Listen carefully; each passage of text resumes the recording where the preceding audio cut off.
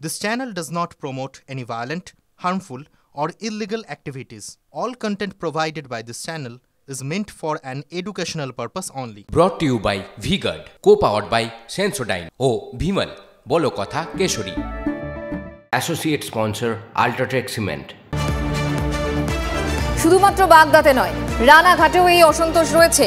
রানাঘাট দক্ষিণের উপনির্বাচনে বিজেপি প্রার্থী নিয়ে দলে বিক্ষোভ। রানাঘাট দক্ষিণের বিজেপি প্রার্থী মনোজ কুমার বিশ্বাস বহিরাগতকে প্রার্থী করা নিয়ে তুমুল ক্ষোভ কর্মীদের একাংশের। আমাদের এই রানাঘাট দক্ষিণ বিধানসভার ভারতীয় জনতা পার্টির প্রত্যেকটা কর্মীর একটাই আবেদন যে আমরা এই বহিরাগত প্রার্থী আমরা মানব না, কারণ আমরা সুখে দুঃখে আপদে বিপদে বহিরাগত প্রার্থীকে কাছে পাওয়া যায় না। এই জন্য ভারতীয় জনতা পার্টির প্রত্যেকটা কর্মীর একটাই আবেদন যে রানাঘাট দক্ষিণ বিধানসভার লোকাল প্রার্থী দেওয়া হোক, ভূমিপুত্রকে দেওয়া হোক। বহিরাগত প্রার্থী বিধানসভার কার্যকর্তারা কেউ মানবে না। আমাদের নদিয়া দক্ষিণের ভূমিপুত্র চাই, নাহলে আমাদের যে অভিযোগ আছে আমরা তার একটা সিদ্ধান্ত আমরা নেব যে আমরা ভোটে কাজ করব কি করব না। প্রদীপ্ত কান্তি ঘোষ আমার সহকর্মী এই মুহূর্তে আমাদের সঙ্গে রয়েছেন। প্রদীপ্ত, বিজেপি একটা রেজিমেন্টেড দল, সেখানে একেবারে তৃণমূল স্তরে এত মানছি না মানব না এরকমটা কেন?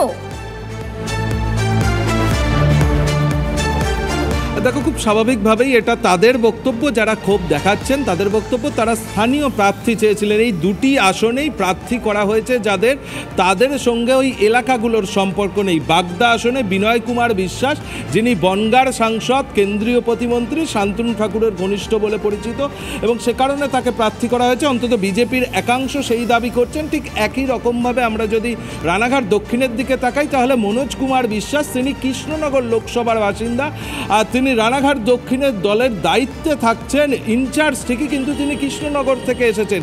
এবং তার বিরুদ্ধে দলের একাংশ যেটা বলছেন তা হলো তিনি নাকি খুব দ্রুত বিক্রি হয়ে যাবেন, এই দাবি তারা করছেন।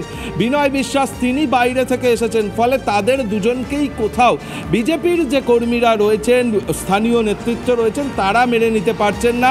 যদিও রাজ্য নেতৃত্বের বক্তব্য, রাজ্য সভাপতি যেটা জানিয়েছেন তা হলো দল যখন সিদ্ধান্ত নিয়েছে তখন সেটাকেই মানতে হবে। অবশ্যই কর্মীদের ক্ষোভ বিক্ষোভ থাকতে পারে, তাদের কষ্ট কোথাও থাকতে পারে, সেগুলো সবটা শোনা হবে, কিন্তু কোথাও ক্ষোভ বিক্ষোভ থাকলেও দিলীপ ঘোষের ক্ষেত্রে আমরা দেখেছিলাম যে মেদিনীপুর নয়, তাকে বর্ধমান দুর্গাপুরে দেওয়া হয়েছিল, এবং ফলাফল বেরোনোর পর দিলীপ ঘোষ বলেছিলেন যে এই জায়গা কেন্দ্র বদল না হলে হয়তো এই রেজাল্ট হতো না। এই যে একটা বক্তব্য একেবারে প্রকাশ্যে বলা, দলের একজন শীর্ষ নেতৃত্ব বলছে, রাজ্য নেতৃত্ব, তারপর কি এটার রেশ বলা যেতে পারে? দেখো, খুব স্বাভাবিকভাবেই লোকসভায় দলের যে ফল তারা প্রত্যাশা করেছিল সেটা হয়নি, ফলে দলের অন্দরের এই যে বিষয়গুলো, অর্থাৎ ক্ষোভ বিক্ষোভগুলো সামনে চলে আসছে।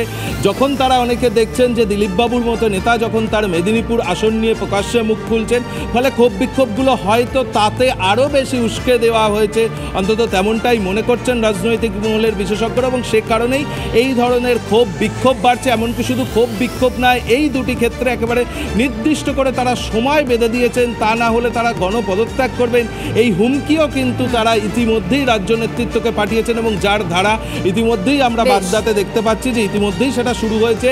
বিজেপির মণ্ডল সভাপতি, সাধারণ সম্পাদক তারা পদত্যাগ করছেন। এখন রাজ্য বিজেপি নেতৃত্ব এরপর এই যারা ক্ষোভ বিক্ষোভ দেখাচ্ছেন তাদের বিষয়ে কি সিদ্ধান্ত নেন সেটার জন্য সঙ্গে থাকো। দেখুন, ঠিক যে কথা মঞ্জিরা বলছিল, যে কথা প্রদীপ্ত বলছিল, যে ভোটে ভালো ফল না হওয়ার পর থেকে আত্মসমালোচনার সুর বিজেপি নেতাদের গলায়, দিলীপ ঘোষ থেকে শুরু করে লকেট চট্টোপাধ্যায়, সৌমিত্র খাঁ, সকলের গলায় এক সুর। কিন্তু ভোটের ফলে এই যে কাটাছেড়া, তারপরে একটা বৈঠক, এবং সেই বৈঠকে উঠে এলো একাধিক কারণ। কি কারণ জানবো, আমাদের প্রতিনিধি প্রদীপ্ত আমাদের সঙ্গে রয়েছে। প্রদীপ্ত, দেখো, মূল যে জায়গাটা বলা হয়েছে, গতকাল যে রুদ্ধদ্বার বৈঠক হয়েছে, বিজেপির বিভিন্ন স্তরের নেতৃত্ব যে বৈঠকে ছিলেন, এবং লোকসভা ভোটের পর্যালোচনায় মূল যে জায়গাটা তারা ফোকাস করছেন তা হলো দলের সম্ভাবনা ছিল, জমি তৈরি ছিল, কিন্তু পরিস্থিতিকে কাজে লাগানোর মতো সংগঠন ছিল না। দিল্লিতে সংগঠন কেন্দ্রিক অর্থাৎ বুস্তর কেন্দ্রিক যে রিপোর্ট অতীতে পাঠানো হয়েছে বা ভোট পর্বে পাঠানো হয়েছে তাতে বেশ কিছু ক্ষেত্রে জল মেশানো ছিল। সে কথাও গতকালের বৈঠকে একাধিক নেতৃত্ব তা তুলে ধরেছেন। মোর্চা প্রার্থীদের সঙ্গে জেলা সভাপতিদের বনিবনা ছিল এবং সেক্ষেত্রে অনেকে যেটা দায়ী করছেন যে প্রার্থীদের ওপর থেকে চাপিয়ে দেওয়ার ফলেই কিন্তু এই অবস্থা ঘটেছে।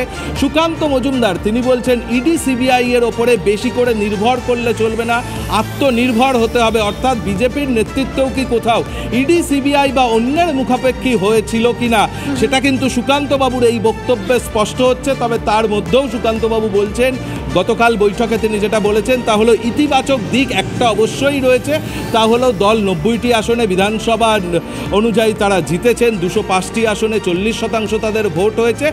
কিন্তু যে কথা রাজ্য বিজেপি নেতৃত্বের বহু নেতা সামনে নিয়ে আসছেন তা হলো সম্ভাবনা রয়েছে, কিন্তু সেই সম্ভাবনাকে কাজে লাগানোর মতো যদি বুথ স্তরে সংগঠন না করা যায় তাহলে এই সম্ভাবনা কিন্তু এই বাংলায় বেশি দিন অন্তত বিজেপির সংগঠনকে মজবুত করতে হবে। ওভারঅল এই বিষয়টা উঠে এসেছে, অবশ্যই আমাদের সেদিকে নজর থাকবে। প্রদীপ্ত, আপাতত ধন্যবাদ। Brought to you by V-Guard, co-powered by Sensodyne ও ভিমল, বলো কথা কেশরী। Associate sponsor UltraTech cement.